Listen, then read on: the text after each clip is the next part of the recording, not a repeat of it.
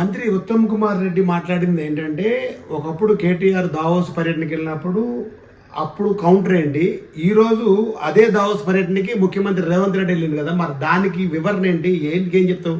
Mic పట్టుకొని మాట్లాడినప్పుడు ఒక దావోస్ కానీ ఎక్కడికి వెళ్ళి పెట్టుబడుల కొరకు వెళ్ళినప్పుడు అది ఏంటి, రేపొద్దున మనం కూడా ఆ ప్లేస్లో ఉంటామని ఆలోచన లేకుండా మాట్లాడి ఒకసారి చూడండి, ఒక జోక్లా ఉంటుంది. వాళ్ళు వేసినట్టు మొత్తం పూటకం ఫ్రాడ్. ఆ వరల్డ్ ఎకనామిక్ కాన్ఫరెన్స్ లో ఆహ్వానం కాదు, సాధారణంగా ఎవరు పోయేదానికి ఇంత అమౌంట్ రిజిస్టర్ చేసుకుంటే పిలుస్తారు. అపూర్వ గౌరవం అట. వీళ్ళు పోయి ఏదో పార్టిసిపెంట్ లాగా రిజిస్టర్ చేసుకుని అలా మాట్లాడి వస్తే సౌత్ కొరియా అంటాడు, జపాన్ అంటాడు, అదంతా మన డబ్బులతోనే తిరగడం. అదే పెట్టు రావడం లేదు, మనం లేదు, మషారం లేదు. విలాసవంతమైన జీవితానికి అలవాటు పడి విలాసవంతమైన ప్రయాణం మన పైసలతో.